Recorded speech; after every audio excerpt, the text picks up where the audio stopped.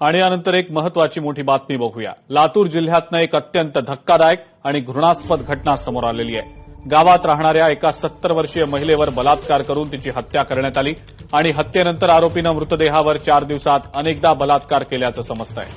लातूरच्या भेटा या गावातली ही घटना आहे। मनसूर सादिक होगाडे असं आरोपीचं नाव आहे। त्याला पोलिसांनी अटक केली आहे आणि आता पुढची कारवाई सुरू आहे। निशांत भद्रेश्वर आपले प्रतिनिधी या संदर्भातली अधिक माहिती आपल्याला देत आहेत। निशांत, अत्यंत धक्कादायक आणि घृणास्पद हा सगळा प्रकार आहे, काय नेमकी माहिती?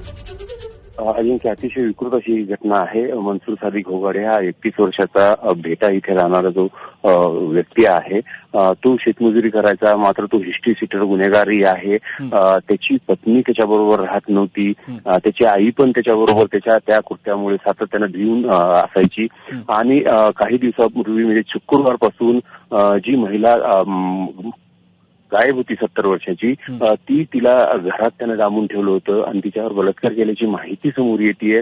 आणि तिची आई 4 दिवसानंतर गावावरून वापस आल्यानंतर घरामध्ये सगळीकडे दुर्गंधी पसरलेली तिला लक्षात आली। तिनं बघितलं की एक 70 वर्षाची महिला मृत अवस्थेमध्ये घरात आहे। ही घटना तिनं गावातल्या लोकांना सांगितली। गावातल्या लोकांनी भादा पोलीस स्टेशनशी संपर्क केला। त्यानंतर पोलीस तिथे पोहोचलेले आहेत।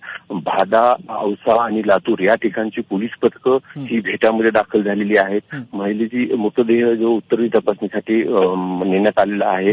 पोस्टमॉर्टम रिपोर्ट नंतर यातील सत्यता सगळी समोर येईल। अजिंक्य, ठीक आहे निशांत, धन्यवाद सविस्तर माहिती आपण दिली त्याबद्दल।